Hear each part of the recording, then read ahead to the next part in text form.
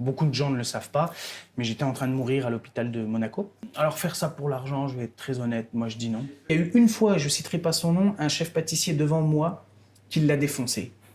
Le mec, je l'ai tordu en deux. Je suis peut-être le chef le moins bon de ma génération, ça me dérange pas.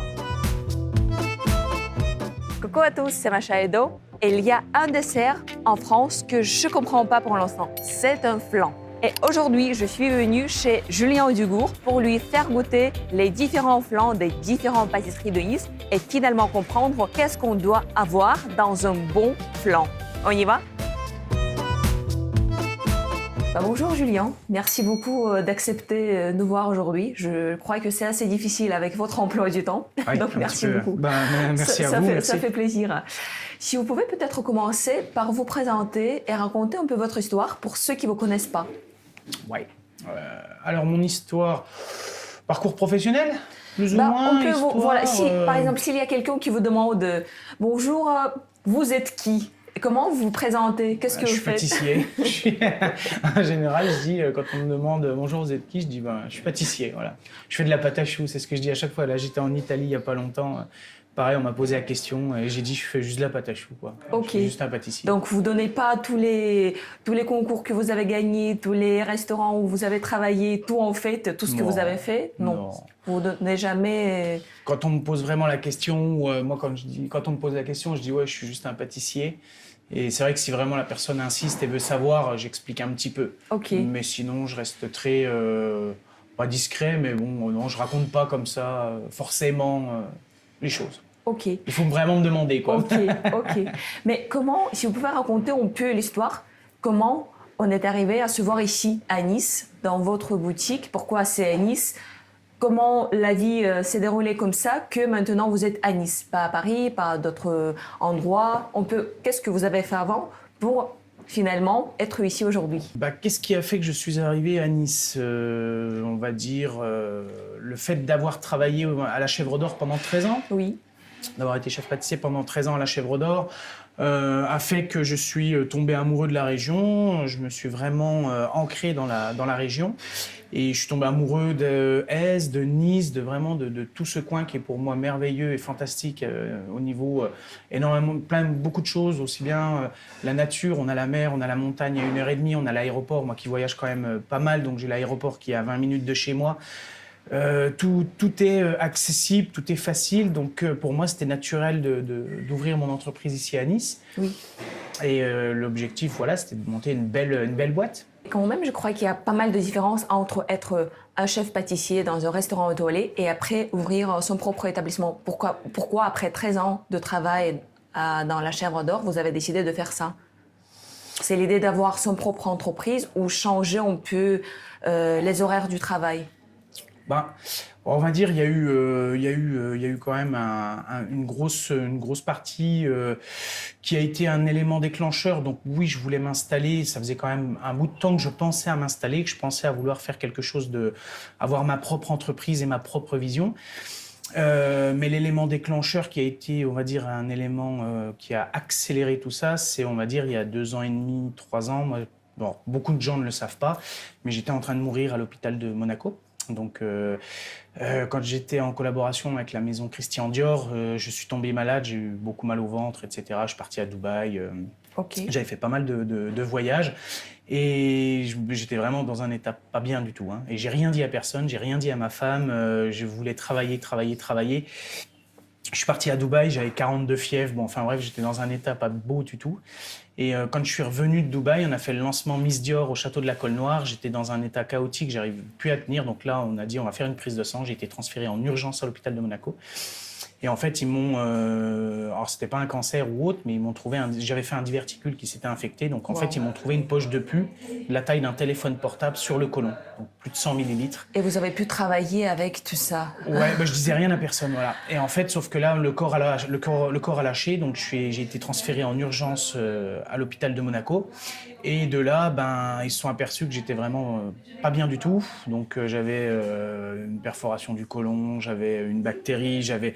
Bon, enfin bref, et du coup, au bout du 3e jour, ils avaient quand même prévenu ma femme et ma mère de se préparer parce qu'ils n'étaient pas sûrs de me sortir de là. Donc, ils m'ont sauvé au bout du 5e jour, voilà. Donc, Ça a été, et comme je dis, dans les moments où on est dans son lit d'hôpital, dans un état chaotique, et comme je dis, où on vous fait comprendre que vous n'êtes pas sûr de sortir de là, Oui. on ne voit plus la vie de la même façon. On voit les gens quand ils sont proches de vous et quand les gens ne sont pas proches de vous, dans ces moments-là. Et en fait, de là, on s'est regardé avec ma femme, on a dit notre vie va changer, on va faire maintenant les choses différemment. Et c'est vrai que quand je suis sorti de l'hôpital, il y a quelque chose qui m'a extrêmement marqué. C'est les infirmières du corps hospitalier de l'hôpital de Monaco, du service du 4e étage, m'ont tous dit à partir de maintenant, Julien, dans ta vie, tout ce qui est négatif, plus d'état d'âme, tu éjectes. C'est vrai qu'avec ma femme, maintenant, on a notre noyau. Tout ce qui s'approche de nous, qui nous amène du négatif, on l'éjecte. On n'a pas d'état d'âme, on ne discute même pas. Hop. Et en fait, maintenant, on prend soin de nous, on prend soin de notre vie. Et ça a été un vrai élément déclencheur où je m'étais dit, voilà, je vais arrêter de travailler pour des entreprises ou des choses, entre guillemets. Et je me suis dit, là, on va monter notre boîte et on va faire ce qu'on a à faire avec notre mentalité, notre vision, comment on veut driver nos équipes et ainsi de suite. Et ça, pour moi, ça a été un élément déclencheur radical, voilà, clairement. Donc c'était l'idée vraiment de faire ce que vous voulez faire et pas de réaliser les rêves, les idées d'autres gens, c'est ça? Non, là je voulais faire vraiment quelque chose pour moi, ma femme, mes équipes. Et après l'objectif c'était de monter une entreprise, comme je dis, une entreprise luxueuse, à l'image des maisons avec qui j'ai eu la chance de travailler, que ce soit la maison Dior, la maison Bell & Ross, la maison Mercedes, maison Ducati et ainsi de suite, voilà, des très grandes maisons. Et aussi pour mes anciens chefs quand même, voilà. Christophe Michalak, que ce soit Alain Ducasse, tous les chefs avec qui j'ai pu travailler, leur montrer qu'ils se disent, bah ouais Julien, on n'a pas perdu de temps à le former, il a fait quelque chose de bien, quoi. Voilà. Et pourquoi c'est Nice et pas Paris? Parce que c'était l'idée juste de vivre à Nice, sur la Côte d'Azur, Ouais. ou c'était côté également commercial que c'est plus pratique d'ouvrir à Nice parce qu'il y a pour l'instant, il y a peu de Non, j'ai même places pas comme réfléchi ça. à ça, moi, en fait. C'était juste l'envie d'être ici. Ouais, il y a beaucoup de gens qui m'ont dit oui, t'as fait des études de marché, des trucs. Non, j'ai rien fait du tout. C'est vrai? J'ai rien fait du tout. J'ai pas cherché à savoir qui était installé, pas installé. J'ai monté ma boîte, j'ai fait ce que j'avais envie. Moi, en fait, je suis quelqu'un, je fais ce que j'ai envie de faire. Voilà. Je réfléchis pas trop dans le sens où ma femme, elle me le dit tout le temps. J'avance, je fais ce que je veux faire sans trop me préoccuper de ce qu'on pense de moi, de ce que les gens vont dire. Non, j'ai envie de faire ça, un truc, je le fais. Je réussis, je suis content, je me plante. Bah, je me dis, c'est pas grave, j'aurais essayé, je fais autre chose. Et puis voilà, quoi. Moi, c'est ma vision de la vie. La vie est courte. Oui.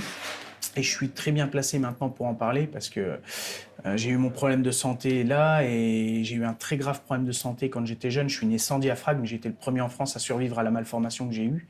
Donc ça fait deux fois, pas de suite, mais ça fait déjà 2 fois que j'aurais dû ne plus être là. Donc la vie, on la voit, on peut pas. Quelqu'un qui n'a pas vécu ce que j'ai vécu ne peut pas comprendre, voilà, clairement. Et même ma femme, des fois, je lui dis, tant que tu peux pas comprendre ce que je pense, ce que je ressens, voilà. Donc moi maintenant, j'avance, je fonctionne comme j'ai envie, et puis je me pose pas trop de questions, quoi. La vie est courte, faut profiter, faut avancer, faut faire ce qu'on a envie de faire. C'est pas une fois qu'on arrive à 60 ans qu'on va se dire, oh j'aurais bien voulu faire ça. Non, c'est trop tard. Donc c'est maintenant, et puis voilà. Donc on fait maintenant et après, si ça marche pas, on refait. Et c'est plutôt ça l'idée, de faire. Exactement, on refait, on fait autre chose. Mais faut avancer, il faut tenter des choses. Voilà. Moi, je dis toujours, si on ne tente rien, on n'a rien. Voilà. C'est vrai, c'est vrai. Et si on parle de votre métier, parce que en fait, il y a beaucoup de gens en France qui veulent devenir un pâtissier et c'est quelque chose de très populaire. Ça fait quelques jours que je visitais une école où ils forment les futurs pâtissiers. J'ai parlé un peu avec les jeunes pour demander pourquoi ils ont décidé de faire ça. Il y a beaucoup de gens qui me répondent déjà, c'est pour l'argent, parce que c'est un métier qui va être populaire aujourd'hui, demain, dans quelques années. Et après, pour la possibilité de travailler pas uniquement en France, mais de partir au Canada, au Japon, de voyager. Ce sont les jeunes de 18 ans. Pour vous, qu'est-ce qu'on doit avoir dans la tête pour vraiment devenir un bon pâtissier, d'avoir du succès? Quel type de personne ne peut jamais être un pâtissier? On peut être pâtissier, hein. C'est pas pâtissier. C'est pas un métier bien compliqué, je trouve. Tout le monde peut être pâtissier. Après, alors faire ça pour l'argent, je vais être très honnête, moi je dis non. Clairement non. Ouais, je viens d'être parrain des bachelors de l'école Ducasse à Yssingeaux et à Paris. Donc là, j'ai tenu une conférence avec tous mes élèves, mes premiers élèves, mes 45 élèves d'Yssingeaux, où justement, je suis venu à parler de ça et je leur ai expliqué à un moment donné, je pense qu'il ne faut pas faire ça pour l'argent. c'est un métier de passion, clairement. C'est un métier de passion, c'est un métier... on aime faire ce métier parce qu'on aime faire plaisir aux gens, on aime produire, on aime faire des gâteaux, on aime manger les gâteaux. Voilà, clairement. Et je pars du principe où, si on fait ça pour l'argent, on va pas... Je pense qu'à mon avis, on va pas aller bien loin. C'est mon avis personnel. Moi, vous pouvez demander à ma femme, je regarde rien, dans le sens où, quand je dis je regarde rien, je me préoccupe pas de ça, dans le sens où ma priorité, c'est je veux que les clients soient contents, je veux que mes équipes soient contents, je veux, moi, me faire plaisir. Et même si à la fin du mois, je dis une bêtise, j'ai pas un centime, je m'en fous, quoi, clairement, je m'en fous. Moi, ce que je veux, c'est faire ma passion et tout ça. Donc, je pars du principe où les gamins, si demain, ils se disent, moi, je vais être pâtissier pour gagner de l'argent, je me dis, là, ça va être compliqué. Parce que je pense que des pâtissiers qui gagnent leur vie, il n'y en a pas non plus... C'est un métier, c'est un sujet tabou, hein, tout le monde n'en parlera pas.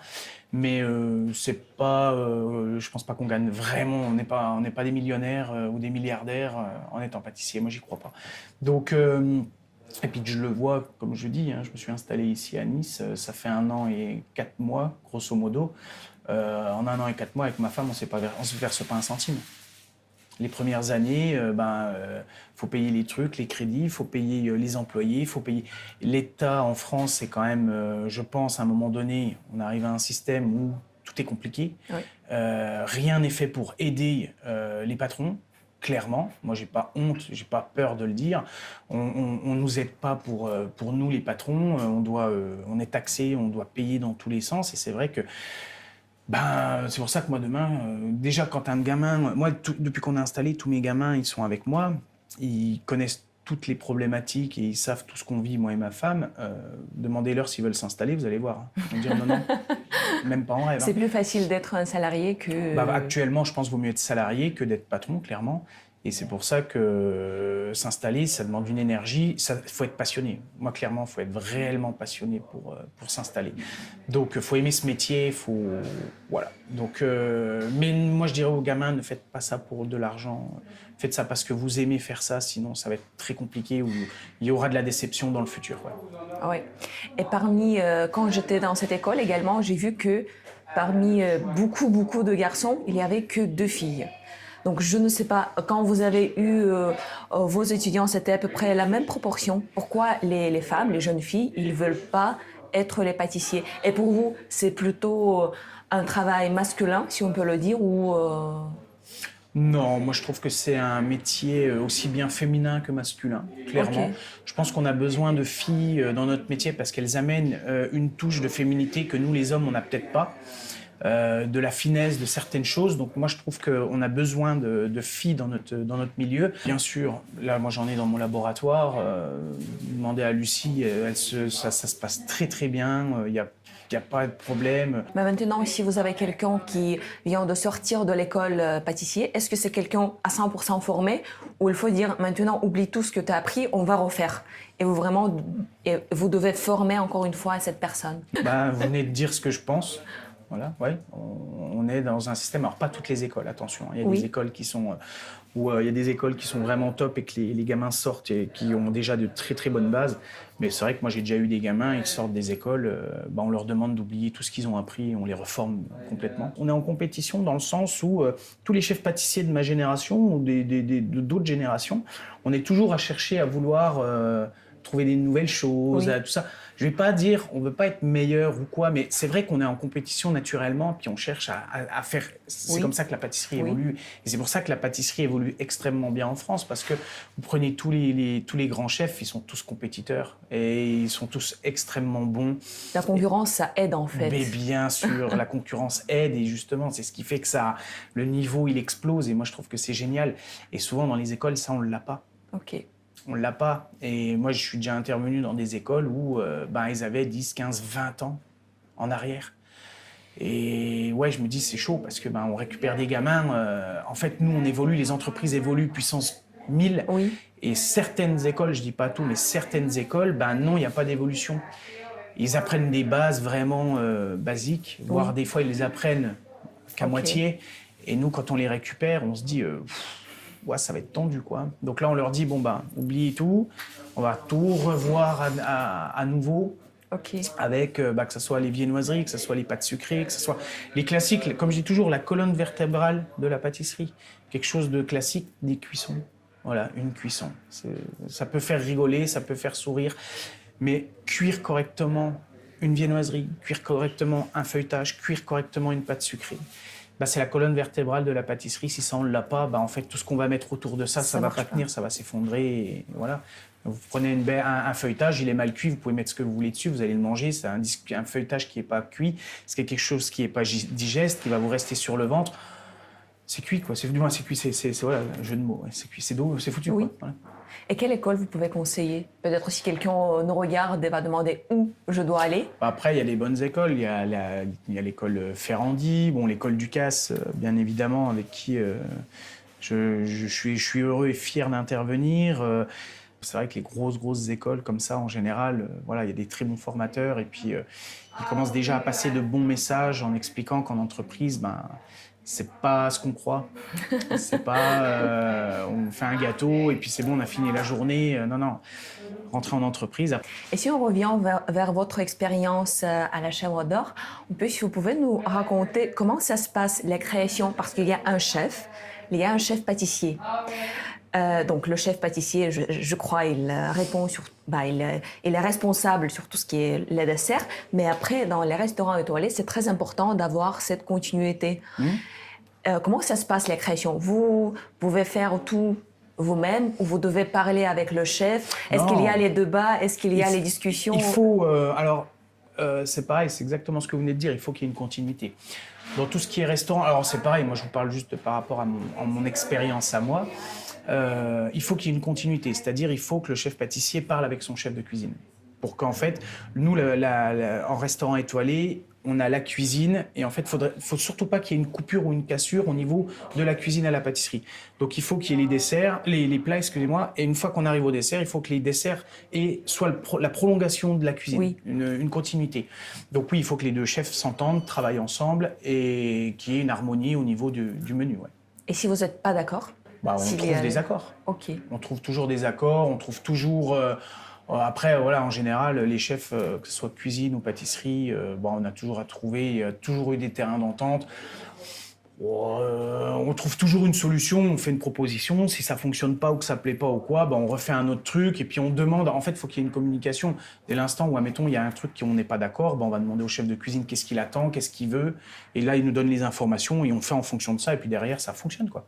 Okay. Mais quelle est l'idée en fait? Dans les restaurants étoilés, d'après mon expérience, il y a toujours un pré-dessert, quelque chose citronné, acidulé, qui doit, à mon avis, corrigez-moi, on peut rafraîchir, nettoyer les récepteurs. C'est ça. Après, il y a le dessert. Et après, il y a les petites mignardises. Quand tu peux plus manger, on te demande toujours, on t'apporte quelque chose que tu manges parce que c'est beau, mais tu peux plus manger. Ouais. Pour vous, le plus important, c'est le dessert. Pour vous, quand vous créez, par exemple, ou c'est toute la continuité. Quelles sont les idées d'un chef pâtissier? C'est tout. Ok. C'est tout. C'est le dessert, bien évidemment. C'est la pièce maîtresse finale après la cuisine.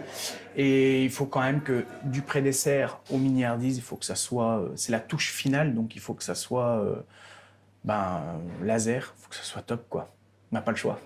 Et pour vous, est-ce que, en fait, cette fin, les desserts, ils peuvent sauver s'il y a quelque chose qui n'a pas... Ouais. Ça peut vraiment changer l'expérience. Oui. Moi, je dis toujours, en fait, vous savez, c'est pour ça que je suis je dis toujours, moi, je suis très, très respectueux. J'ai toujours été un défenseur des pâtissiers, que ce soit dans les restaurants ou que ce soit, même en pâtisserie classique, mais aussi dans les restaurants. Parce que j'ai souvent expliqué qu'en fait, nous, en pâtisserie-restauration, quand on termine, on est la dernière note du client. Oui. On loupe les desserts ou on envoie quelque chose qui n'est pas bien, on détruit le travail de tout ce qui a été fait en amont. On détruit le travail du cuisinier, on détruit le travail du serveur, on détruit le travail de la réception dès l'accueil du client, parce que le client se souviendra d'une note négative au moment où il partira, qu'il franchira la porte. C'est pour ça que je dis toujours, on a une grosse pression, nous les pâtissiers et restaurants. On a une grosse pression parce que moi, c'est toujours comme ça que je l'ai vécu quand, pendant 13 ans que j'étais chef pâtissier à la Chèvre d'Or. Moi, j'avais la sensation d'avoir sur mes épaules, en fait, le travail, je parle de respect, le travail de mon chef de cuisine, de la salle, de tout le monde. Et c'est vrai que je me disais, si je loupais un dessert, je décevais et je détruisais le travail qui a été fait en amont, donc j'avais pas le droit. Donc c'est vrai que c'est pour ça que je dis toujours, ouais, on a un rôle, mine de rien, on se rend pas compte, mais on a un rôle qui est extrêmement important. J'avais découvert ça une fois avec ma femme, on était allé manger dans un 2 étoiles Michelin, et on avait eu des desserts, ouais, ça avait été complètement squeezé. Hein. En fait, on est parti. Peut-être peu de temps après, on en reparlait avec ma femme, on ne se souvenait plus de ce qu'on avait mangé sur la cuisine. Et alors que c'était très bon, mais on ne se souvenait plus. Voilà, ça avait tout. Et c'est vrai que moi, ça c'est une expérience qui m'a marqué parce que je me suis dit, tu vois, Julien, si demain tu viens louper les desserts, voilà ce que les clients vont ressentir. Et là, je dis non, c'est pas possible. Donc ouais, on a une grosse pression. Ouais. Et si vous avez visité d'autres restaurants, les restaurants, quels sont vos tops des restaurants sur la Côte d'Azur, à Nice quels restaurants vous pouvez conseiller? Pas uniquement étoilé, juste... Le Chanteclair, Negresco de Virginie Basselot. On y est allé manger il n'y a pas très longtemps. Exceptionnel, clairement exceptionnel. Virginie, j'adore ce qu'elle fait. Elle a un chef pâtissier, Charles Bernard, qui est exactement pareil, d'une gentillesse et qui est très très bon. Donc je trouve que c'est vraiment top. Alors bon, pas forcément sur Nice, mais le Louis XV à Monaco. Alors le Louis XV, c'est pas parce que j'y ai travaillé, mais le Louis XV, c'est quelque chose pour moi. Voilà, ça, le grill, restaurant du grill. J'y suis allé également il y a pas longtemps, 8e étage. Oui, c'est beau. Ouais, on y était allé manger il y a un petit bout de temps avec ma femme. On avait passé un moment d'exception. On y est retourné là il y a un mois. Ouais, il y a peut-être un mois. Exceptionnel, vraiment, j'adore. Sur Nice, on est allé manger chez les Agitateurs. Très très bon également. On avait vraiment passé un bon moment. Il y a une maison sur laquelle j'aime beaucoup aller manger quand j'ai un petit peu de temps, c'est la maison Pexet. Vous connaissez, je pense. Oui, voilà, là oui. c'est très très bon, j'adore, c'est du poisson, c'est léger. Pierre, le chef de cuisine, il est d'une gentillesse astronomique. Et il faut le faire, je vous conseille. Et c'est vraiment très très bon, je suis fan. Et si on prend toute la France et on parle uniquement des chefs pâtissiers, quel restaurant il faut visiter, même uniquement pour ça, pour la partie dessert? Si on prend les étoilés, toute la France, aujourd'hui, quel chef pâtissier? Je vais vous citer pour moi l'un des meilleurs chefs pâtissiers français actuellement, de restaurant. Et je le dis depuis un certain temps. Alors oui, c'est un très très bon ami à moi, vraiment, c'est un peu comme un frère, mais c'est pas que pour ça. C'est Éric Verboed, le chef exécutif d'Anne-Sophie Pic. Pour moi, actuellement, et je lui ai déjà dit, on a déjà eu de grosses discussions, pour moi, c'est le chef pâtissier référent des desserts à l'assiette actuellement. C'est un monstre. Il fait les desserts pour tous les restaurants d'Anne-Sophie. Voilà, c'est lui l'exécutif de tous les restaurants. Okay. Mais il est beaucoup basé donc à Valence. Mais alors lui, il est très très très fort. Ouais. Et en dessert à l'assiette, il était bien meilleur que moi, ça j'en suis certain. Et ouais, c'est quelqu'un de, ouais, il est top, top. Ok. Et vous mangez souvent les desserts? Parce que c'est pas visible si vous mangez. Comment vous faites? C'est pas visible. Si vous rigolez ou quoi? J'ai pris du poids là ces derniers temps. Non. Mais vous mangez les desserts souvent? C'est une fois. Toujours. Tous les jours? Ouais, quasiment tous les jours. Ouais. C'est vrai? Je suis obligé. Mais vous mangez vos propres desserts ou vous achetez également d'autres desserts? Non, je goûte mes propres desserts, ça c'est quasiment obligatoire. C'est obligatoire dans le sens où il faut que je sache que j'envoie au client, quoi.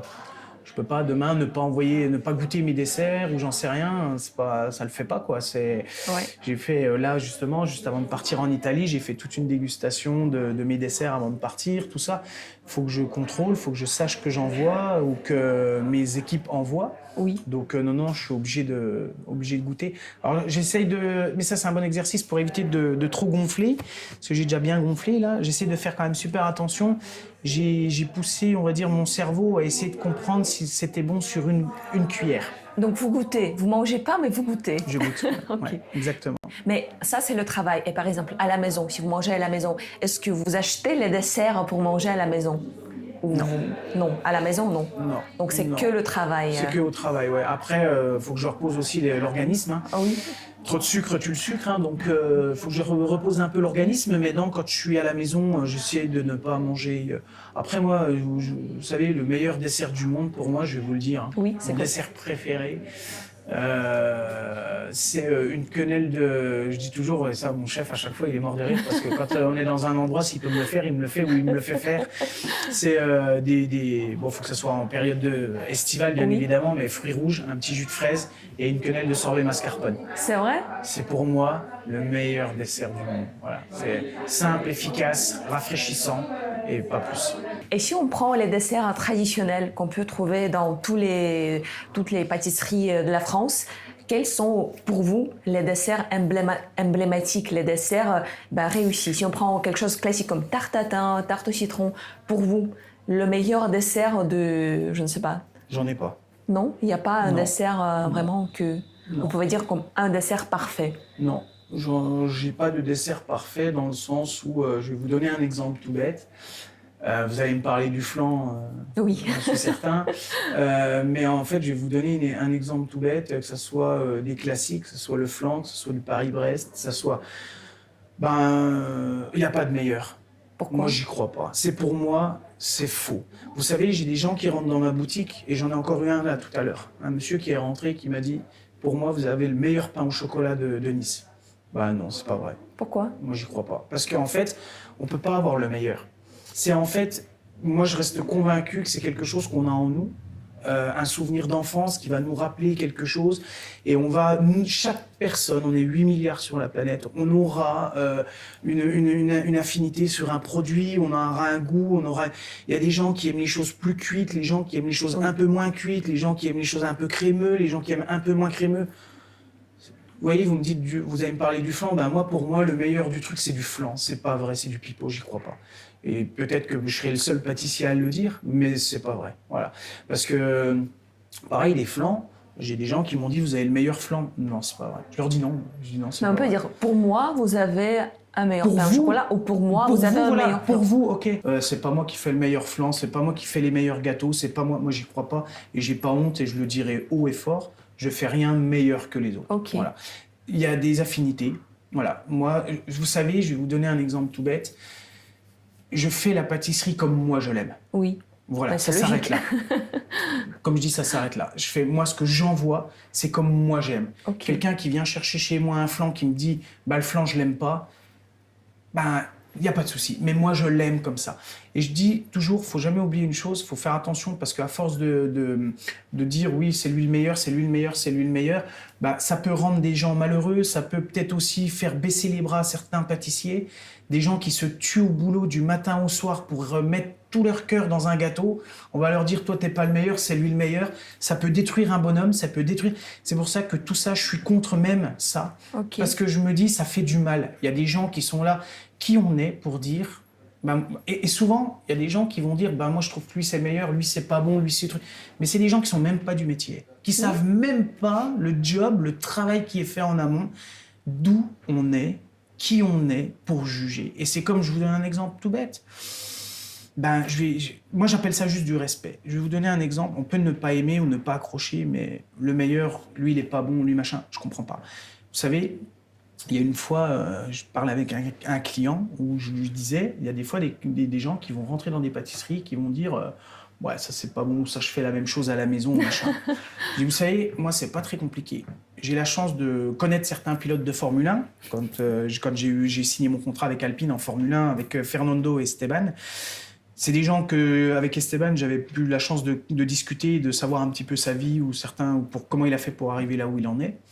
Et vous savez, je vais vous dire un truc, moi ça me donne un exemple tout bête. De temps en temps, je fais du karting.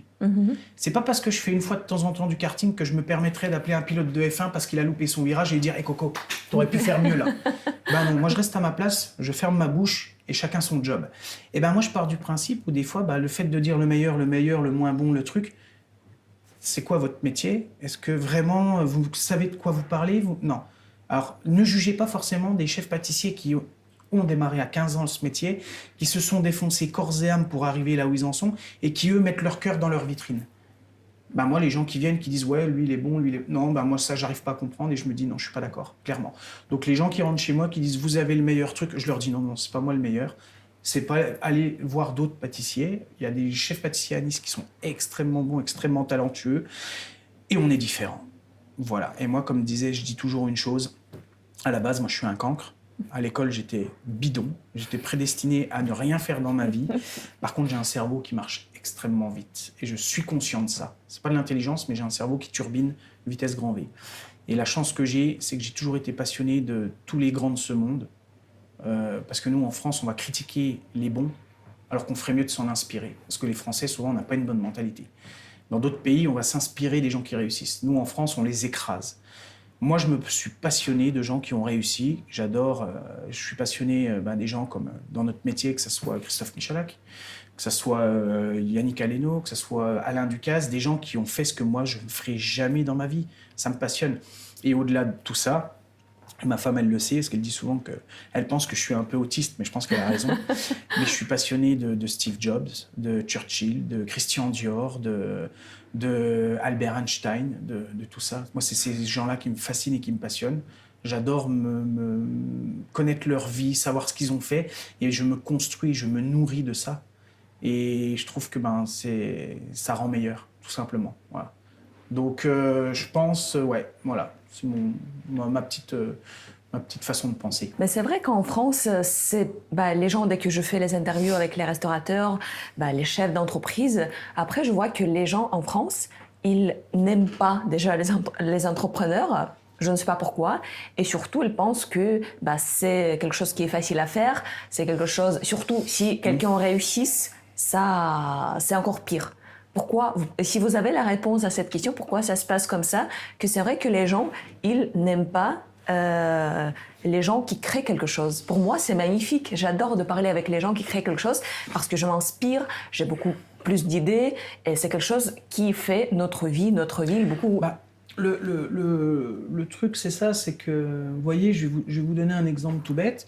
On a ouvert donc l'année dernière, en juin de l'année dernière, et quand on a ouvert, on a reçu un prix La Liste parmi les 5 meilleures ouvertures, lauréats des 5 meilleures ouvertures au monde.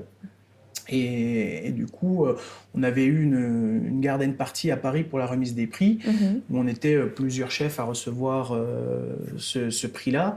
Et il y avait eu des prix d'honneur. Pierre Hermé avait reçu un prix d'honneur. Amaury Guichon avait reçu prix de la créativité, meilleure créativité au monde, tout ça, etc. Et c'est vrai que c'est un exemple que je vais vous donner. Amaury Guichon, il est venu me voir ici, il est venu découvrir le lieu.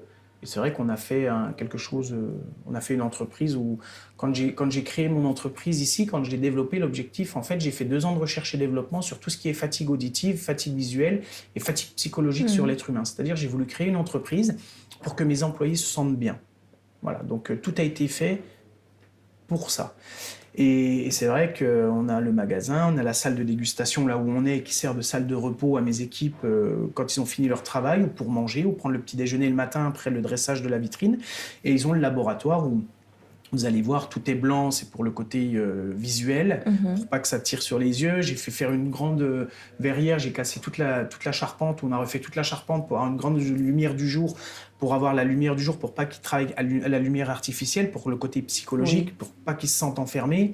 On a fait mettre des systèmes de sonos dans les plafonds pour qu'ils aient la musique, avec des systèmes d'absorbeurs de son pour le bruit, pour pas que... Voilà, tout a été fait, pensé pour le bien-être du personnel. Et c'est vrai qu'Amaury, il était venu me voir, et quand il a visité, il m'avait dit pourquoi, je sais plus comment il m'a dit ça, mais en gros, pourquoi t'es là, quoi?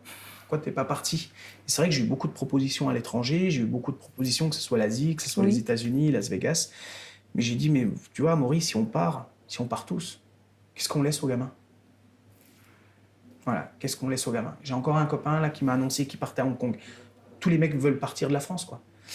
Et ouais, parce que je pense que c'est par rapport au point que vous venez de lever, c'est que quand on essaie de faire quelque chose, on se fait souvent marcher dessus, quoi. Je comprends pas. Je comprends pas, et c'est ce qui fait qu'en fait la France, on finira par descendre, puis quand on sera tout en bas, peut-être que tout le monde sera content, je sais pas, c'est peut-être ce qu'on recherche, j'en ai aucune idée, mais je trouve que c'est dommage. Mais moi je veux encore y croire. Et c'est pour ça que quand on a créé ce lieu-là, on a vidé nos comptes avec ma femme. Moi, j'ai pas honte et j'ai pas peur de le dire. On a vidé nos comptes. On a mis toutes nos économies de toute notre vie pour créer un lieu et pour créer une entreprise pour mes employés. Et c'est vrai que depuis qu'on est installé, ouais, on nous aide pas, bien au contraire, on cherche à nous écraser. Et je trouve que c'est triste. Et c'est vrai que le premier, moi je l'ai dit une fois, j'en avais parlé avec certaines personnes, j'avais dit, moi c'était la dernière chance que je donnais à la France. C'est que si demain on marche dessus et qu'on fait tout pour pas que ça passe ou que ça marche ou quoi, bah dans ces cas-là, ouais, si un jour on me fait une belle proposition à l'étranger, je finirai par partir avec ma femme et puis on ira ailleurs. Mais faut pas que ça arrive parce que si on va détruire notre... Vous savez, quelque chose qui est super important aussi pour moi, je l'ai découvert quand j'ai travaillé 2 ans et demi pour la maison Dior, j'ai découvert un homme. Alors certes, il est plus de ce monde, mais Christian Dior. Et en fait, Christian Dior, quand vous parlez aux jeunes générations, vous leur dites Dior, ils vont parler de chaussures, de vêtements, de trucs. Personne ne sait qui est cet homme. Et quand moi, j'ai travaillé 2 ans et demi pour eux, pour créer le petit gâteau de la maison Dior, j'ai dû me plonger dans sa vie, dans les archives pour savoir qui était cet homme. C'est un homme qui a changé la face du monde. Personne ne le sait. Et c'est une aberration, quoi. On devrait apprendre ça aux jeunes à l'école. On devrait leur dire qui était ce monsieur, et puis lui et bien d'autres. Oui. Et qu'on devrait s'en inspirer. Que c'était un homme qui était proche de ses collaboratrices, collaborateurs. C'était un patron qui mangeait avec ses couturières, mais qui était d'une humilité, d'une simplicité, et comme je dis, bah, l'après-guerre, il a voulu remettre un visage un sourire sur le visage des femmes avec la couture, parce qu'on sortait de la Seconde Guerre mondiale. Punaise, à un moment donné, moi je dis, c'est pour ça que je vous dis, moi je suis captivé et je suis fasciné par ces gens-là. Et je me dis, ben moi, ce qu'a fait Monsieur Dior, je trouve que c'est fantastique. Et dans les écoles, on devrait apprendre ça aux gamins, des gens comme ça. On devrait, au lieu de leur bourrer de conneries, des trucs à la con qu'on va leur mettre dans la tronche et qui va rien du tout les faire évoluer, c'est ces choses-là. Moi, je pense qu'aux jeunes, on devrait plus leur expliquer ce qu'a fait des gens comme ça, ce qui est pour moi de la bonté. Vous voyez, côté humain, ce qu'on est en train de perdre dans ce monde, l'humanisme, on est en train de le perdre. On le voit avec tout ce qui est en train de se passer. Mais je trouve que c'est une aberration. Et je pense qu'on véhicule de la négativité, de la méchanceté, de la guerre, des trucs, des machins. Je pense qu'on véhiculerait un peu plus d'humanité et de bonté, le monde irait beaucoup mieux. C'est vrai. Et moi, à mon échelle à moi, je suis une goutte d'eau dans l'océan, j'essaye à mon petit niveau de faire véhiculer de bonnes choses à travers mon entreprise, en m'inspirant de gens comme Christian Dior, comme Steve Jobs. Steve Jobs qui avait une phrase qui disait toujours, quand il formait ses collaborateurs, qui à l'époque il était en guerre entre guillemets avec IBM, Oui. Il disait toujours à ses collaborateurs, ne cherchez pas à être meilleur que IBM, cherchez à être différent. C'est la différence qui fait évoluer le monde et qui fait évoluer les choses, dans des bonnes choses. Mais pas en cherchant à être meilleur, parce qu'en vouloir être meilleur que quelqu'un, c'est la négativité qui va apparaître et c'est ce qu'on va vouloir faire, c'est écraser la gueule des gens. Et ça, c'est pas bon, c'est mauvais. Ouais. Et moi, c'est pour ça que j'essaye, à mon petit niveau, de faire ça, des bonnes choses. Et dans le monde de pâtissier, quels sont les noms dont vous inspirez? Je le dis tout le temps, moi c'est Michalak. Oui. Et pourquoi tout le monde? C'est pas que vous en fait. Tout le monde me parle de Christophe Michalak. Christophe Michalak. Pourquoi c'est une icône? C'est une icône parce qu'à un moment donné, il faut rendre à César ce qui appartient à César. Moi je dis toujours, à un moment donné. Qu'est-ce qu'il a fait? Racontez un peu pour les arts. Il a démocratisé, Christophe Michalak a démocratisé la pâtisserie. Et on peut mettre n'importe qui devant moi, je tiendrai ce discours-là. On a des très grands chefs. On a eu Pierre Hermé. Pierre Hermé, qui est un monstre, qui est le pape de la pâtisserie. Qu'est-ce qu'il a fait? Juste pour les gens qui juste connaissent le nom Pierre Hermé. Pierre, il a fait les macarons. Il a pas non plus créé tout quoi, mais il a fait énormément de choses avec la cerise sur le gâteau, avec des grands classiques, l'espahan, tout ça. Il a fait de grandes choses. Après, il y a eu d'autres grands chefs. Il y a Filippo Cecchini. Des grands chefs, il y en a plein. Oui, mais vraiment, les icônes... Mais l'icône, pour moi, c'est Michalak. Pourquoi? Je vais vous le dire. Parce que Christophe Michalak a démocratisé la pâtisserie, clairement. Christophe Michalak, nous, on y était. On dit, tous les enfants Michalak, on y était tous à ses côtés, à ces périodes-là. Il a fait un truc, c'est lui qui a fait que maintenant, vous êtes là en train de nous interviewer. Voilà, c'est grâce à lui. Qu'il y a eu la télé, qu'il y a eu tout ça. Sauf que la différence, c'est pour ça que je dis qu'il faut rendre à César ce qui appartient à César, c'est que Christophe, ça a été un des premiers à le faire, et il s'est fait tirer dessus à boulet rouge. Voilà. Moi, je l'ai vu, je l'ai entendu, c'était tout le monde, à un moment donné, c'était acharné sur lui. Et je pense que c'est pour ça que moi, je dis, je suis très respectueux envers Christophe, pour la simple et bonne raison. Il y a eu une fois, je ne citerai pas son nom, un chef pâtissier devant moi qui l'a défoncé. Le mec, je l'ai tordu en deux. Je lui ai dit que c'était juste pas possible d'entendre ça pour la simple et bonne raison, je lui ai dit, si tu as la place que tu as, si tu as la vie que tu as, si tu as la chance de faire des choses, machin, c'est grâce à Christophe à un moment donné. Oui, c'est notre travail, mais à un moment donné, si les gens sont aussi intéressés à nous, c'est par rapport à lui, parce que pour moi, il a démocratisé la pâtisserie. Mais comment il a fait ça? Parce qu'il a commencé à passer à la télé, parce qu'il a commencé à stariser, même si j'aime pas ce mot-là, la pâtisserie. Et ouais, c'était le beau gosse, il venait d'être champion du monde de pâtisserie. Voilà, c'était mon modèle. C'était mon exemple, voilà, clairement. Je l'ai vu la première fois. Quand je l'ai vu la première fois, parce qu'il m'a demandé, il m'avait appelé pour venir travailler à ses côtés quand je venais de gagner les championnats d'Europe en 2007. J'avais gagné la Coupe d'Europe, il était dans le jury. C'est vrai qu'après, il m'a appelé. Du coup, il m'a demandé de venir travailler à ses côtés. Mais je le connaissais d'avant sur les magazines. Moi, je le voyais. Oui. Ouais, il y a des gens, Tom Cruise, je dis n'importe quoi, des gens hors métier, c'est des gens comme ça qui vont... Moi, c'était Christophe et je disais, moi, je veux faire comme lui, quoi. Voilà, c'était mon modèle. C'est lui qui m'a propulsé, entre guillemets, à vouloir me surpasser dans ce milieu. Et comme beaucoup, et je pense que, comme je dis, voilà, il n'y a pas... Moi, je dis toujours, en fait, il n'y a pas de honte à dire les choses. Voilà, dire la vérité. Et moi, je sais pas, oui... Tout le monde travaille pour arriver là. Il n'y a que le travail. Moi, je dis toujours, vous savez, on peut critiquer qui que ce soit. Il y a plein de grands chefs qui sont très connus. J'entends dans tout, j'entends des critiques, des machins. Est-ce que vous avez fait ce que ce mec a fait là? Non. Bon, pourquoi vous parlez? Taisez-vous. Taisez-vous. Les gens qui critiquent, c'est ceux souvent qui n'ont pas fait grand-chose. Vous voyez? Moi, je vous donne un exemple. Je me suis installé. Je ne critiquerai jamais quelqu'un qui s'installe. Clairement. Parce que quand je vois le mal de chien qu'on se donne, les problématiques jour et nuit d'une personne quand elle s'installe, nous ce qu'on vit avec ma femme, les hauts, les bas, des fois que c'est compliqué, des fois... Mais moi, quelqu'un qui s'installe, je baisse la tête, je le respecte. Quand je vois des gens qui jugent et qui critiquent, creusez un peu, regardez ce qu'ils ont fait. Ils n'ont rien fait. Peut-être la meilleure chose qu'ils ont fait, c'est du canapé et de la télé. Eh non, à un moment donné... faut dire les choses. Voilà. Donc moi, des gens comme Michalak, voilà, pour moi, il a démocratisé la pâtisserie, il a fait ce qui fait qu'on en est là. Et moi, je dis toujours, si j'en suis là, c'est aussi grâce à lui. Parce que je suis passé avec lui, il m'a formé intelligemment, correctement, il m'a donné des bonnes informations. Ouais, voilà, c'est tout, c'est comme ça, quoi. Mais aujourd'hui, est-ce que vous pensez que c'est très important d'avoir les réseaux, les médias? Est-ce que ça aide ou c'est juste un petit atout? On peut faire vraiment la carrière uniquement grâce à ça? Non, moi je pense que les réseaux, bien sûr que ça sert. On ne peut pas dire que je reste actif, bien évidemment, parce que en fait, ce qu'il faut savoir, c'est que les réseaux, ça reste une vitrine. C'est une vitrine maintenant, les réseaux sociaux. Moi, c'est comme ça que je le vis et que je le vois. C'est un axe de communication qui va vous faire venir des clients ou qui va vous faire peut-être donner l'envie aux clients de venir nous voir. Donc ça reste un axe de communication pour moi qui est extrêmement important et c'est pour ça qu'il faut les faire très intelligemment. Faut pas faire n'importe quoi, faut pas balancer tout et n'importe quoi sur les réseaux. Et ça, c'est aussi quelque chose que j'informe beaucoup mes gamins en leur disant, faites gaffe, une fois que vous mettez quelque chose, ça reste. Screenshot, etc., etc., on peut plus l'enlever, c'est fini. Donc je dis toujours, si vous publiez quelque chose, faites en sorte que ça soit bien fait. Une belle photo. Un gâteau, vous n'êtes pas trop sûr, vous ne trouvez pas très beau ou quoi, ne le publiez pas. Attendez qu'il soit beau, prenez un peu plus de temps, publiez-le quand il est abouti. Voilà. C'est très important. Je disais ça, il faut faire très, très, très attention.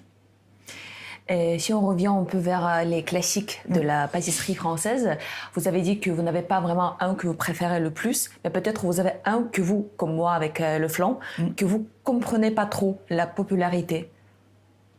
Ou que vous aimez pas, juste question de goût personnel. Ah non, moi j'aime tout.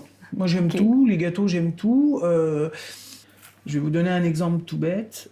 Là, j'étais à Milan avec le club des chefs et je ne sais pas si vous avez vu, mais j'ai repris le mandarin oriental à Paris. Donc maintenant, je suis consultant sur le mandarin à Paris. Donc c'est vrai que là, on était à Milan, au Dorchester avec le club des chefs et donc je suis passé au mandarin Milan. Voilà, parce que donc le nouveau patron m'avait demandé d'aller voir mandarin Milan, d'aller voir un petit peu ce qui se passait, comment ça fonctionnait, tout ça.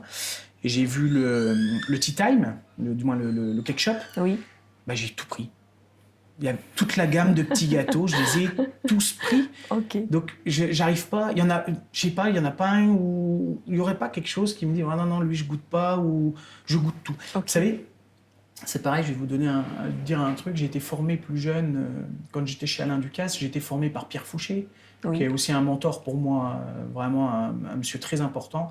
C'était un des anciens chefs décorateurs de chez Le Nôtre, à l'époque de Gaston Le Nôtre, chef décorateur. Au niveau sucre tiré, tout ça, bon, un monstre. Il a formé beaucoup de grands chefs et qui sont meilleurs ouvriers de France maintenant. Et il m'avait toujours expliqué, chez Gaston Le Nôtre, leur mode de fonctionnement à l'époque de Monsieur Le Nôtre, c'était ils allaient acheter des choses qu'ils ne trouvaient pas jolies pour les rendre jolies. Et quand ils goûtaient quelque chose qui n'était pas bon, ils allaient travailler pour le rendre bon. Et je trouve que cette philosophie, elle est top, quoi. Oui. Elle est top.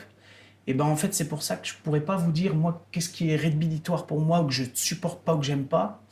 Je goûte tout.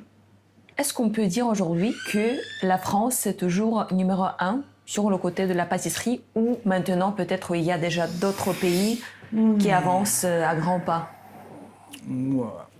Là, c'est un peu une question piège que vous êtes en train de me faire. Là.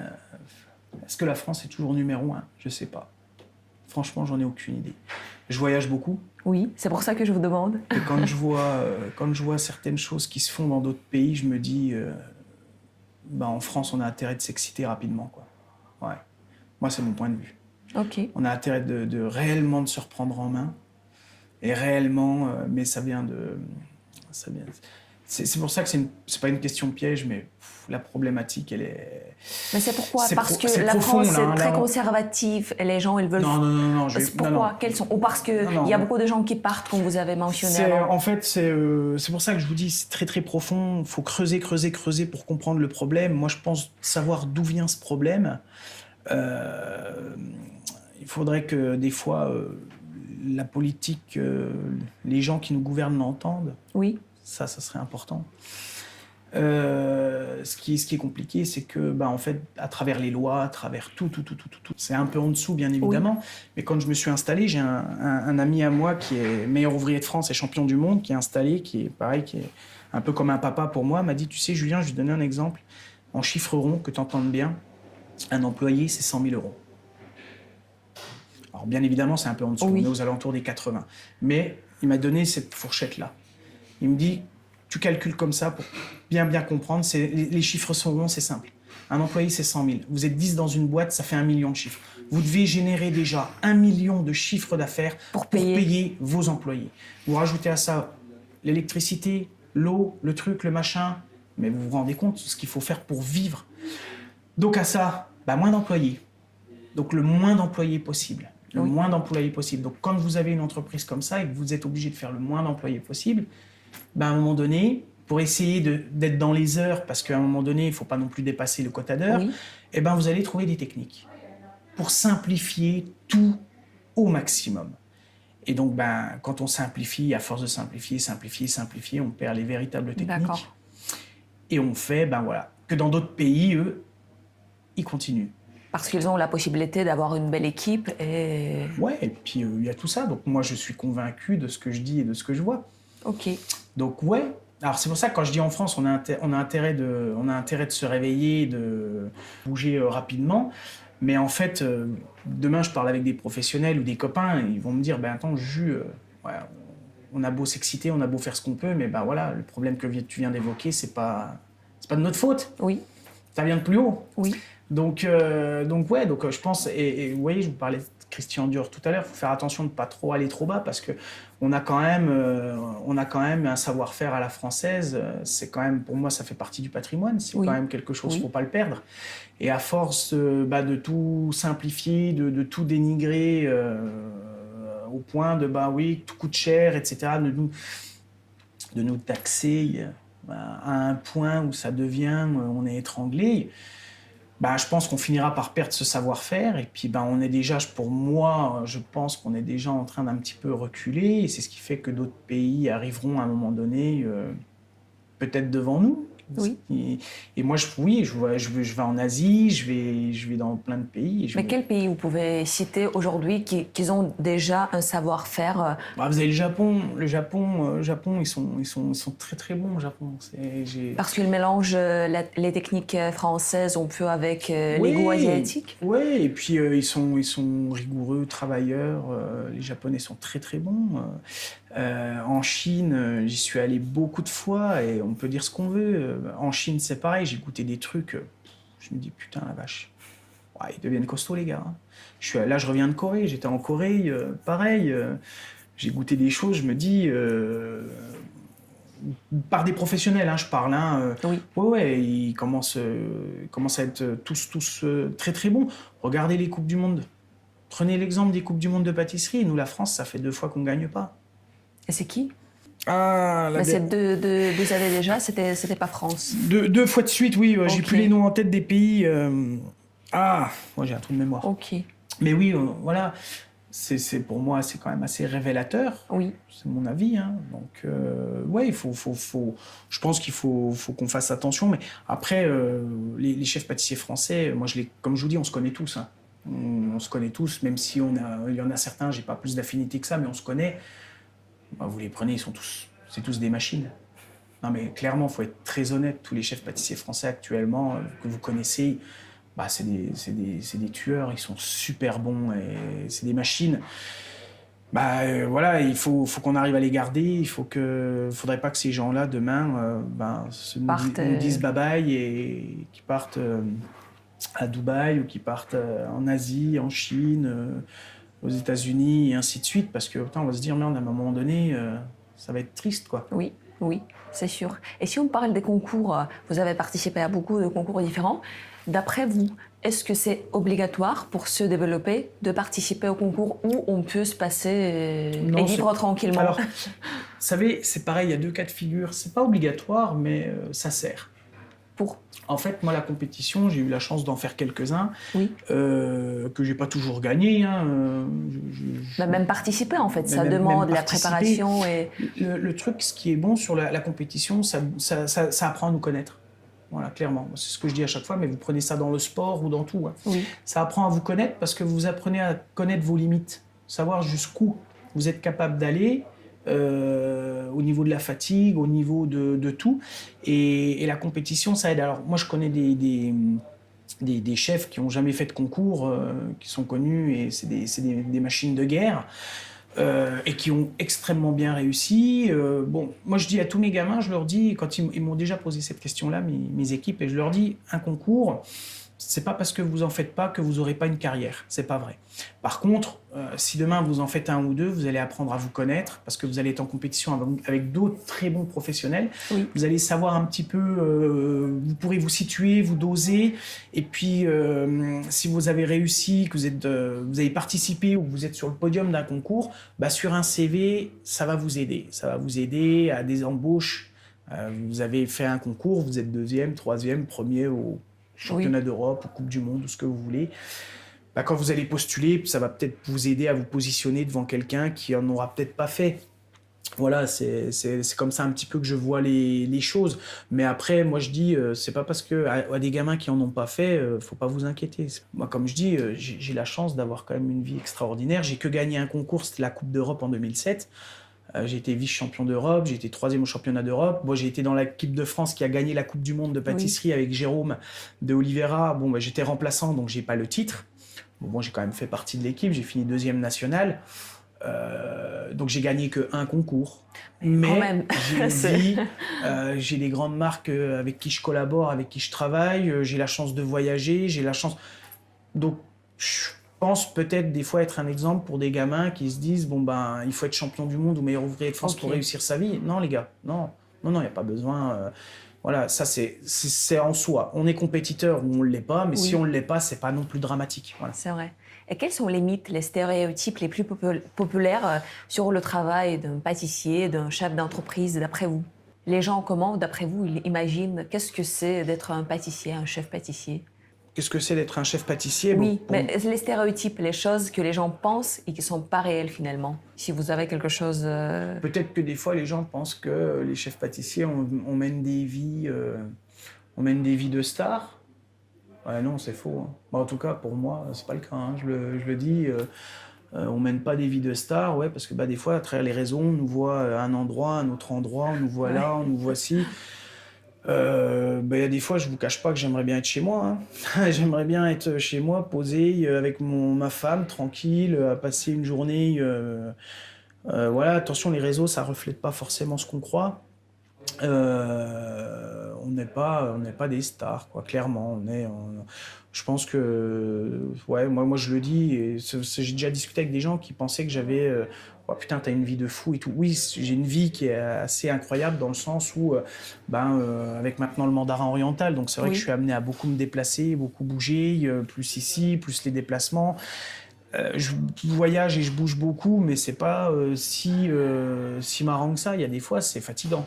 Oui. Il y a des fois, on se retrouve, le corps, il nous lâche un peu. Hein. En ce moment, j'ai des problèmes de dos, j'ai le dos qui est fusillé. Puis j'ai déjà eu des problèmes de santé en amont. Donc, non, franchement, c'est pas ce qu'on croit. Ne croyez pas qu'on mène une vie non plus de millionnaire ou j'en sais rien. C'est faux, c'est pas ça. Et vous vivez aujourd'hui entre Paris et Nice. Si vous pouvez nous décrire votre semaine type, comment vous vivez? Ma semaine type, elle est chaude. Hein. Oui. elle est Pour qu'on comprenne un peu votre emploi du temps. Elle est compliquée, ma semaine type.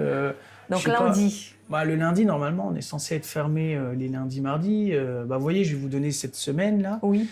On est censé être fermé, donc on ferme les dimanches après-midi à 13h30 et ensuite on est fermé le lundi, mardi. On a 2 jours de fermeture. Nous, lundi, mardi, avec ma femme, on est parti en Italie. Donc, c'était pour le club des chefs, hein, voilà. En passant par le mandarin. Donc, c'est sûr, les gens peuvent se dire, wow, trop bien, il est en Italie, c'est la fête, il est avec plein de gens et tout. Mais c'est le travail quand même. Ça reste du temps. Ça reste du travail, exactement. Donc, au club des chefs, oui, on est avec tous les chefs de président, de la Maison Blanche à tout ça. Donc, c'est sûr, mais ça reste du travail parce qu'en fait, on reste dans un univers de boulot, à parler de travail, à tout ça. Donc, ça ne s'arrête pas vraiment. C'est des journées un petit peu, quand même, mine de rien, qui sont intenses. Donc, ça, c'était le lundi. Donc, ensuite, on bascule sur le mandarin oriental à Milan. Donc oui, on goûte des gâteaux, tout ça, mais ça reste encore une fois du travail. On va visiter la pâtisserie, je rencontre les équipes, la cuisine, etc., etc. Donc ça reste quand même un univers où le cerveau ne décroche pas. Oui. Ensuite, on rentre. Là, je suis avec vous. Donc on est mercredi, là, je suis avec vous. Donc j'ai rendez-vous ce matin.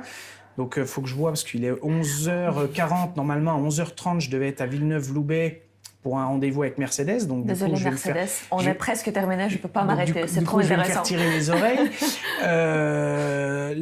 Cet après-midi, je vais à la société Plexi Azur pour récupérer tout ce que j'ai fait faire sur mesure, des réglettes en plexi pour le mandarin oriental, pour la présentation du nouveau chariot, de tout, parce qu'on est en train de travailler sur un concept qui va arriver début novembre au mandarin. Donc là, j'ai rendez-vous cet après-midi, je dois récupérer tout ça. Je vais revenir au travail pour fermer le magasin, normalement, avec ma femme. Je rentre chez moi. Il faut que je prépare ma valise. Donc là, je suis revenu, ma valise, je l'ai vidée. Je l'ai laissée dans la maison. Elle va être rechargée ce soir. Demain matin, je prends l'avion de bonne heure. Je pars au mandarin à Paris. Donc là, je suis 2 jours au mandarin. Donc ça va faire jeudi, vendredi, mandarin. Ensuite, donc là, je vais beaucoup travailler avec les équipes sur les nouveautés, sur les choses, sur tout ce qu'on est en train de mettre en place. Là, quand je suis au mandarin 2 jours, c'est super sport. Là, je reviens, je suis sur les genoux en général. Je reviens ici vendredi soir, donc je reprends le dernier avion tard. Samedi matin, je suis là avec mes équipes. Samedi, on bosse. Et ensuite, le dimanche, on est là, on a la table de dégustation. Et on a des clients. Le dimanche, je suis là, je travaille. Et ensuite, on ferme. Voilà, une journée. OK. Donc, une semaine, pardon.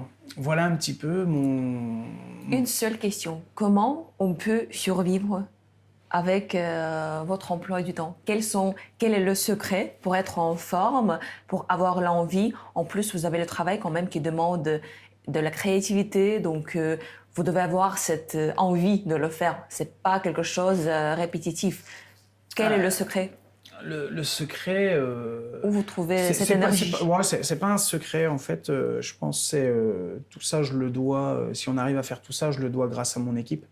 Florent Bigot, mon chef pâtissier, qui est un homme exceptionnel. Comme je le dis à chaque fois, je souhaite à tous les plus grands chefs d'avoir un chef comme lui, parce que franchement, c'est une pépite, clairement. C'est lui qui tient la maison, hein, faut être très honnête. Et bien évidemment, ma femme. Ma femme, Aurélie, elle serait pas là. Je peux vous dire une chose, c'est pareil entre les deux. Aurélie et Flo, mon chef, ils seraient pas tous les deux là. C'est les deux piliers de l'entreprise. Ouais, on pourrait pas faire ce qu'on est en train de faire, clairement. Et après, j'ai le reste de mon équipe. J'ai la chance d'avoir une équipe exceptionnelle. Et le secret, il est là. Voilà, clairement. Ça vient pas de moi, ça vient pas de... Je suis pas un surhomme, je suis pas...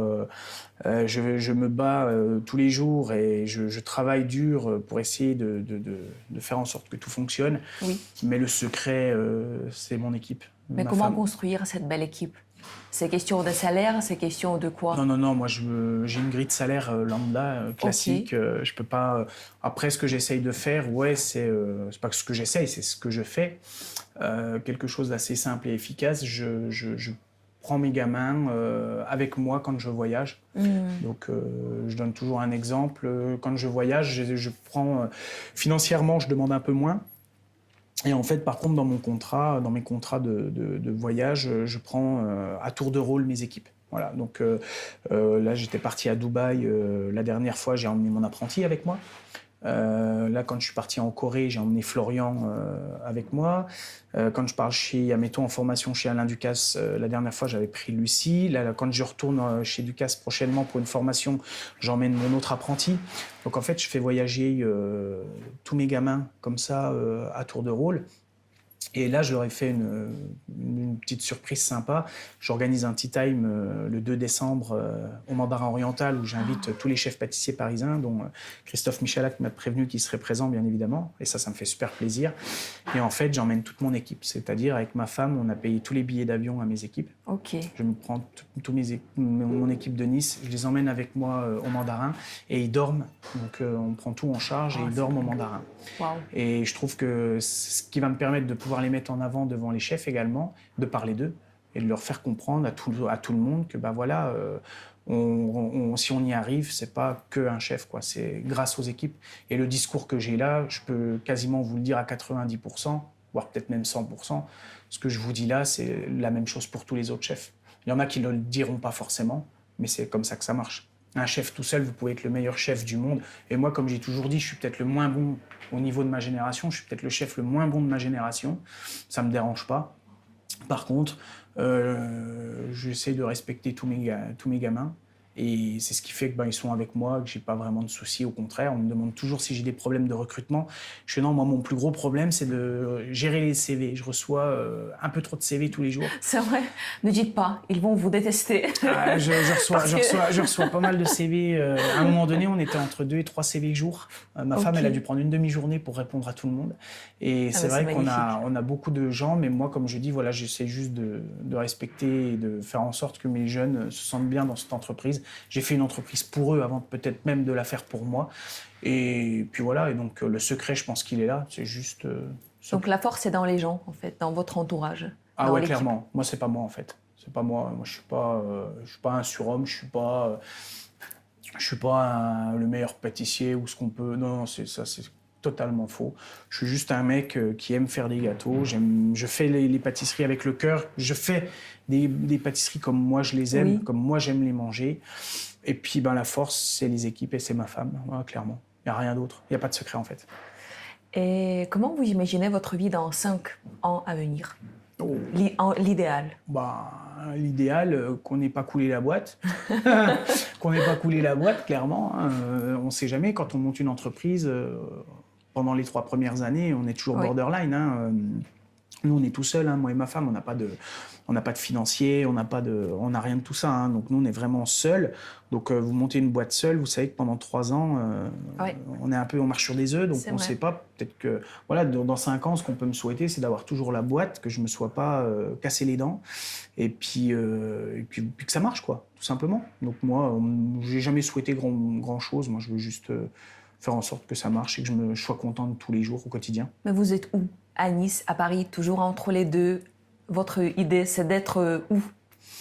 Ça, par contre, je peux pas le prédire, je peux pas le prévoir. Dans l'idéal, bien sûr, ça va dépendre. Peut-être vous allez partir de la France également.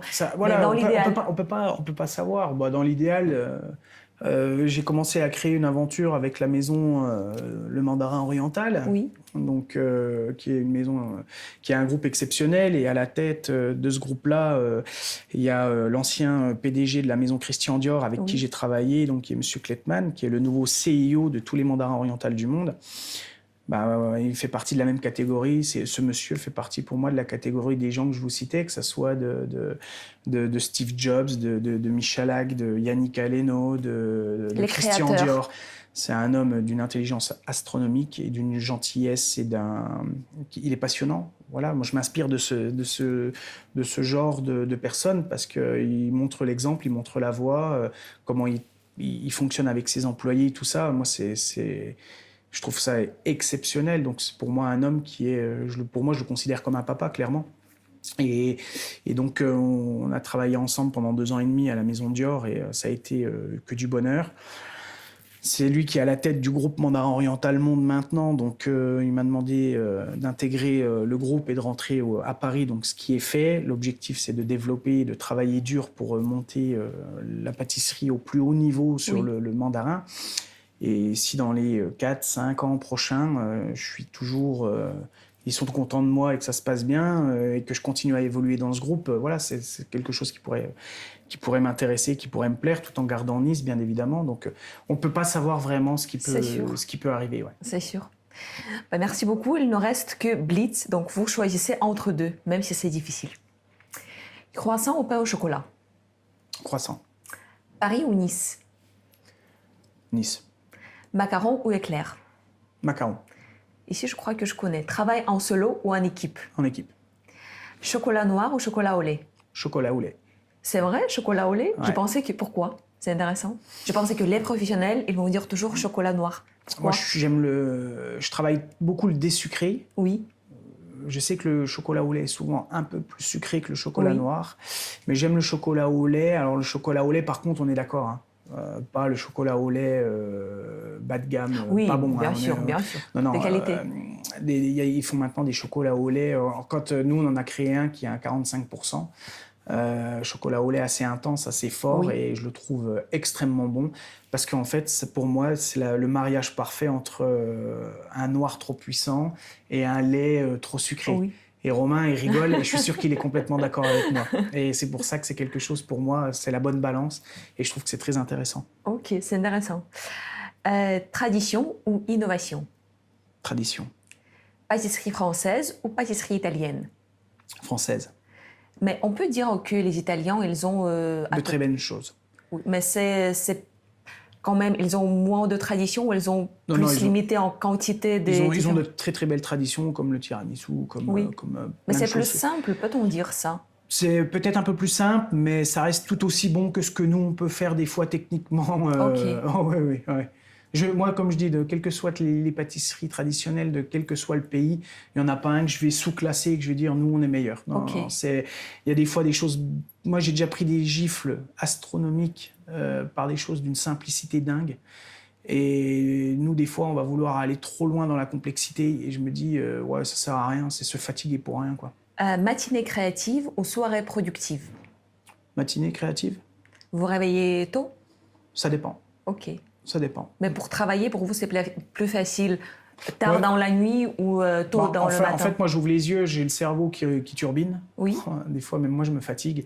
J'ouvre les yeux, le cerveau, je suis déjà en action à réfléchir à des choses. Et c'est vrai que des fois, les soirs, c'est déjà arrivé que je me couche tard et que je vais me réveiller à 4 h du matin pour envoyer un mail à mon chef parce que j'ai eu une idée d'un truc.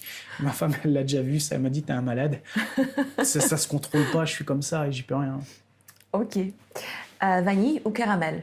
Vanille. Mousse au chocolat ou tarte au citron? Tarte citron. Café ou thé? Café. Week-end à la mer ou à la montagne? Montagne. Recette classique ou création spontanée? Classique. Classique? Mais on peut faire du spontané dans le classique, je trouve que c'est trop bien. Là, j'étais chez un copain la dernière fois, qui est restaurateur, à 2 heures du matin, je peux vous le dire, c'était il n'y a pas longtemps. À 2 heures du matin, parce qu'on était allé manger au restaurant, on est rentré tard, il y avait ma femme qui était là.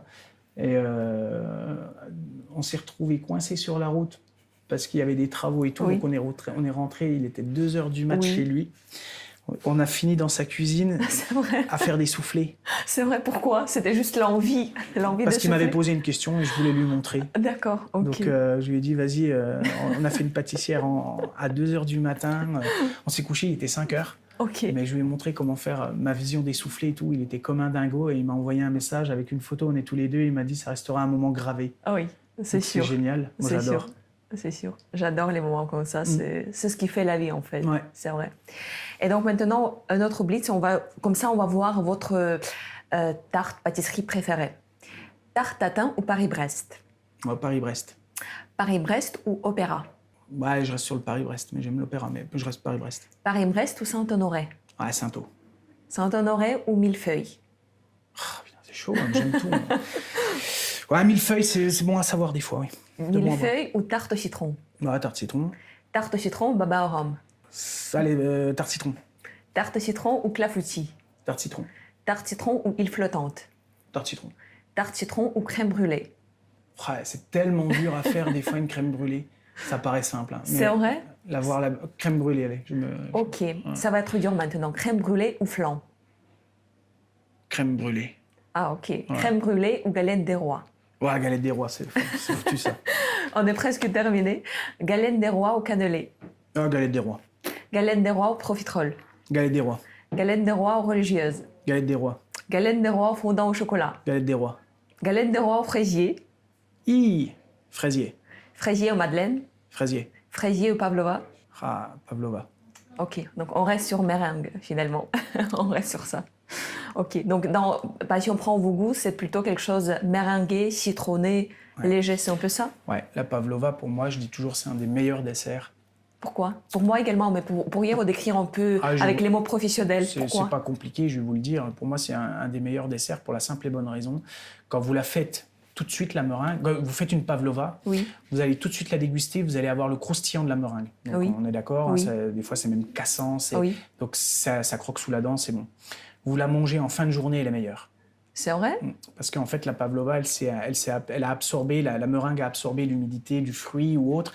Et là, vous avez quelque chose de fondant. Et je dis toujours que c'est un des gâteaux qui, pour moi, vieillit le mieux. Une tarte, le fonçage, vous le mangez dès le début, oui, ça reste croustillant, tout ça. Des fois, en fin de journée, la pâte, elle a ramolli, c'est mou. Donc là, il n'y a plus de cohérence, c'est plus cohérent. Que la meringue, pour moi, là, on a quelque chose sur... Il y a une osmose. La meringue, elle s'est imprégnée du jus, des fruits, de la crème. Et là, quand vous mangez, c'est vraiment... rien que d'en parler, ça me donne l'eau à la bouche. Quoi. Également. C'est bon, quoi. Bon, merci beaucoup. C'était vraiment plaisir. Je voulais pas vous allez partir parce que c'était tellement intéressant. Oui, merci beaucoup. C'était vraiment plaisir de parler avec vous.